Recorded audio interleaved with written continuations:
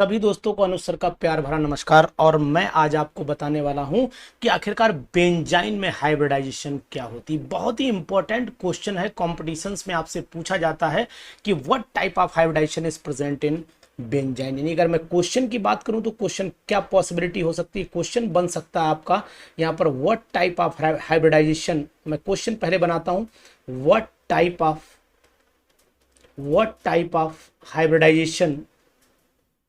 hybridization is there in benzene molecule.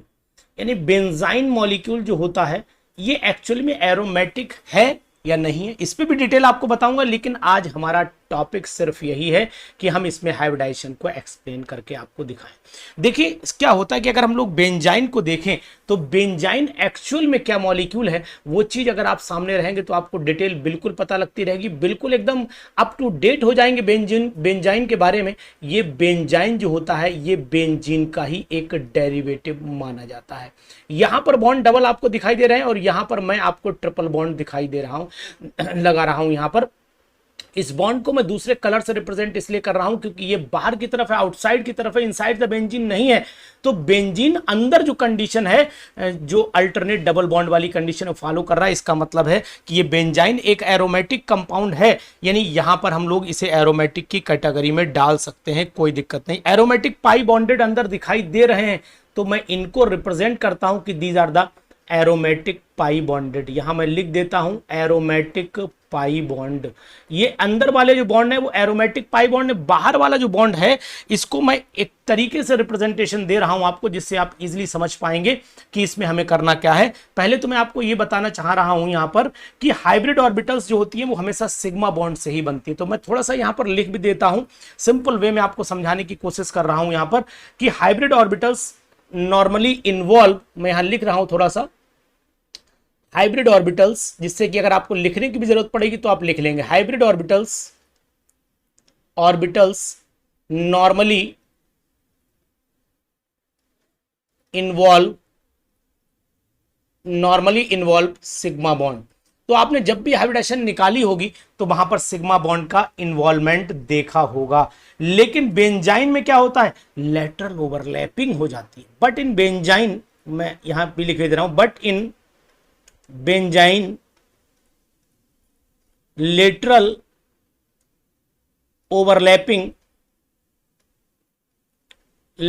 Overlapping of, अब किसकी होगी, sp2 हाइब्रिडाइज्ड ऑर्बिटल्स। sp2 यानी ऑर्बिटल नहीं होंगी, sp2 हाइब्रिडाइज्ड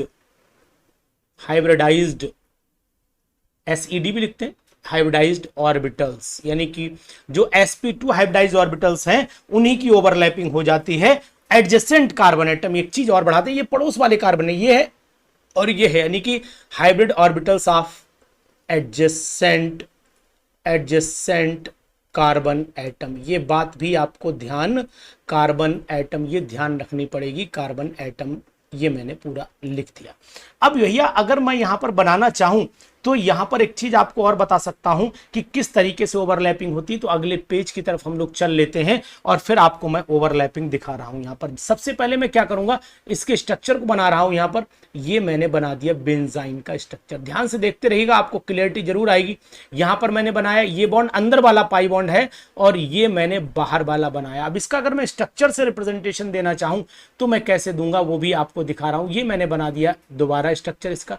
ये बॉन्ड तो पाई एज यूजुअल बनाया, ये भी एज यूजुअल बनाया, लेकिन इसके बाहर जो बॉन्ड ये वाला दिखाई दे रहा है, मगर इसे व्हाइट कलर से दिखाई दूं, ये वाला बॉन्ड जो दिखाई दे रहा है व्हाइट वाला, ये कैसे हुआ होगा, इसके अंदर जो हाइब्रिड ऑर्बिटल है, ये वाली हाइब्रिड ऑर्बिटल इस वाले कार्बन की हाइब्रिड ऑर्बिटल के बीच में जो ओवरलैपिंग हो जाएगी, यहां पर लेटरल ओवरलैपिंग होगी। यानी कि इन दोनों बीच में, ये साइड वाइज ओवरलैपिंग नहीं बोल सकते हैं हम लोग, ऐसे बोलेंगे कि ये आपकी लेटरल ओवरलैपिंग है। लेटरल ओवरलैपिंग का मतलब अब आप कैसे कहेंगे, साइड वाइज तो भैया ऐसे होती कि दोनों किनारे मिल जाएं ये वाले, लेकिन लेटरल में क्या होगा कि केवल एक ही साइड मिल रही है, एक ही साइड ये वाली मर्ज कर रही। ये चीज आपको ध्यान रखनी पड़ेगी। यहां पर इंपॉर्टेंट बात ये है, सबसे इंपॉर्टेंट बात ये है जो मैं बोल रहा हूं। अब यहां पर इसको हम लिख सकते हैं कि पाई बॉन्ड बना। एक तो ये वाला बॉन्ड कौन सा है, पाई बॉन्ड बना। पाई बॉन्ड बना। ठीक है, दूसरी बात यह है कि ये भी sp2 हाइब्रिडाइज्ड कार्बन रहा, ये भी sp2 हाइब्रिडाइज्ड कार्बन रहा, बाकी sp2 ऑलरेडी पहले से हैं ही। तो यानी कि अगर इस क्वेश्चन का जवाब हम चाहते हैं कि बेंजाइन में कौन सी हाइब्रिडाइजेशन है, तो sp नहीं आएगी, sp2 हाइब्रिडाइजेशन आती है यहां पर, जबकि अधिकतर लोग sp हाइब्रिडाइजेशन लिख देते हैं।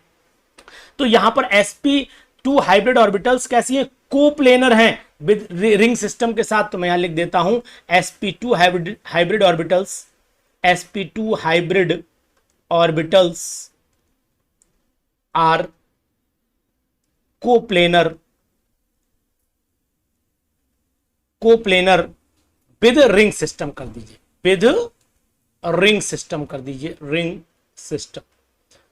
तो मैं आपको यहां बता दूं, आपको लगता होगा कि ट्रिपल बॉन्ड है, ट्रिपल बॉन्ड होने की वजह से यहां पर जो हाइब्रिडाइजेशन होनी चाहिए वो आपको अच्छे से लग रहा होगा कि सर हो सकता है हाइब्रिडाइजेशन यहां पर sp हो। लोग क्वेश्चन भी पूछ लेते हैं कि बताइए कि यहां पर हाइब्रिडाइजेशन कौन सी है, तो अधिकतर लोग sp हाइब्रिडाइजेशन में ही टिक करके चले आते हैं कि भैया sp हाइब्रिडाइजेशन लगाइए ये आंसर। तो यहां पर ये चीज ध्यान रखिएगा कि sp हाइब्रिडाइजेशन नहीं है और ये हाईली अनस्टेबल होता है, इट इज हाईली रिएक्टिव। ये बॉन्ड होने के बेंजाइन का जो मॉलिक्यूल है, कार्बन कार्बन ट्रिपल बॉन्ड जो होता है बेंजीन, वो ये जो होता है ये formation sideways overlapping of sp2, जिसे हम लोग लेटरल ओवरलैपिंग बोलते हैं, साइडवाइज ओवरलैपिंग, जैसे ये एटॉमिक ऑर्बिटल यहां पर इस तरीके से ओवरलैप कर रही हैं, ये चीज भी यहां पर बोल सकते हैं। तो एक नए बॉन्ड का फॉर्मेशन होता है जो वीक बॉन्ड होता है और ये हाईली रिएक्टिव मॉलिक्यूल होता है। तो मैं यहां पर लिख देता हूं a new bond formation takes place, a new bond formation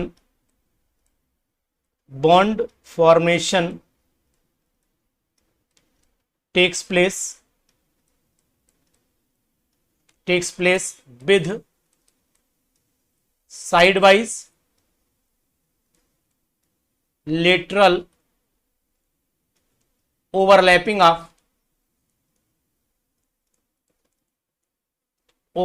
of sp2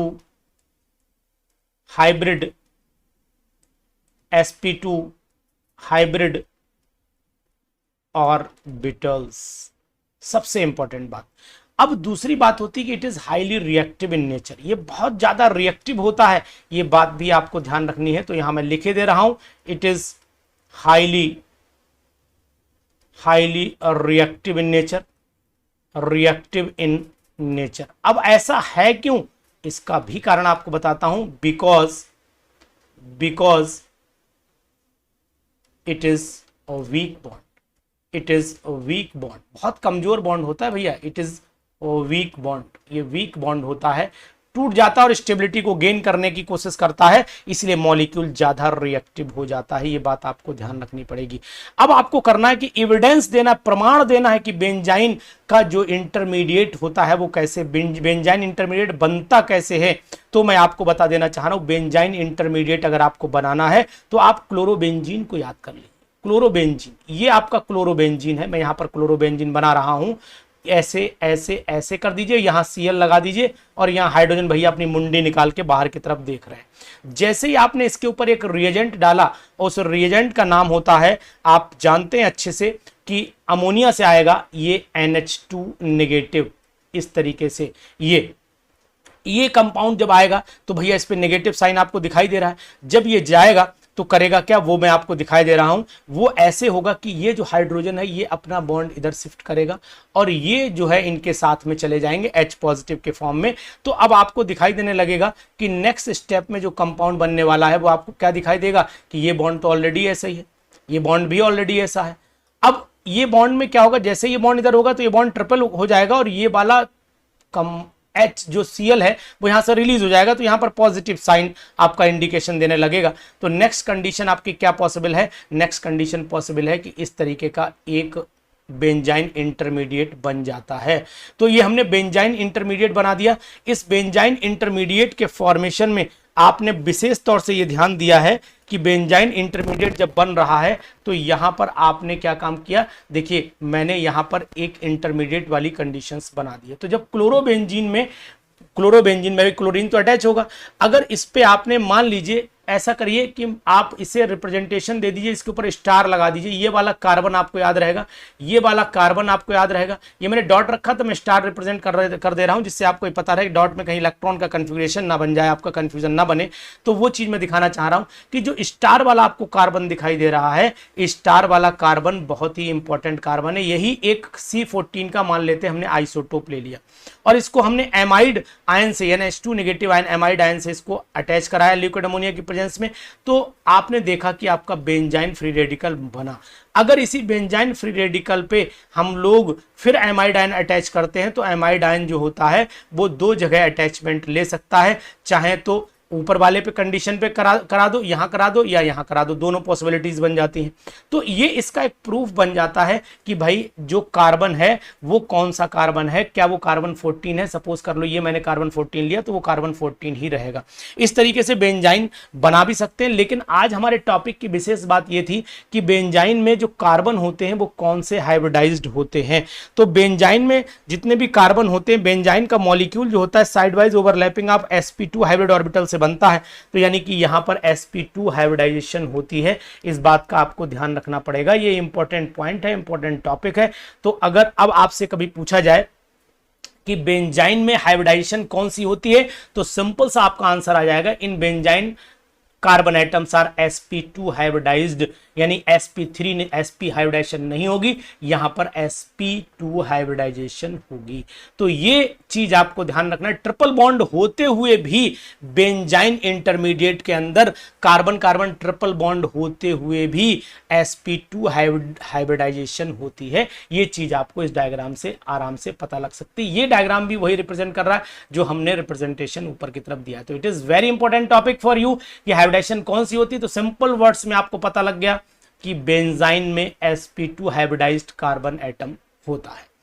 तो आपको ये वीडियो अच्छी लगी हो तो प्लीज अपने दोस्तों को शेयर करिएगा और बेंजाइन की पूरी डिटेल के लिए हमारे चैनल पर बने रहिएगा। मैं आपको बेंजाइन की मैकेनिज्म बताऊंगा, मैं आपको बेंजाइन का तरीका बताऊंगा कि कैसे बेंजाइन बना है और बेंजाइन बनने के बाद इसकी प्रॉपर्टीज क्या होती हैं, ये कौन कौन सी रिएक्शन शो करता है, ये सभी जानकारी आपको दूंगा। लेकिन आप उससे पहले ये टॉपिक आपसे मिस ना होने पाए, प्लीज इसको शेयर कर दीजिए अपने दोस्तों में, और अगर आप चैनल पर नए हैं तो इसको प्लीज सब्सक्राइब जरूर करिएगा। ऐसी नई जानकारियों के साथ हम आपको लगातार नई नई वीडियोस जो पीजीटी केमिस्ट्री में बहुत इंपॉर्टेंट साबित होंगी, बहुत मींस उनसे क्वेश्चंस मिलने के बहुत चांसेस बनेंगे, तो इसके लिए आप मेरे चैनल पर लगातार बने रहिएगा। हम आपको फिर मिलेंगे एक नई वीडियो में नए टॉपिक के साथ में। तब तक आप इसको पढ़िए और रिवाइज कर लीजिएगा, इसका स्क्रीनशॉट लिए, आपके लिए बहुत काम आएगा।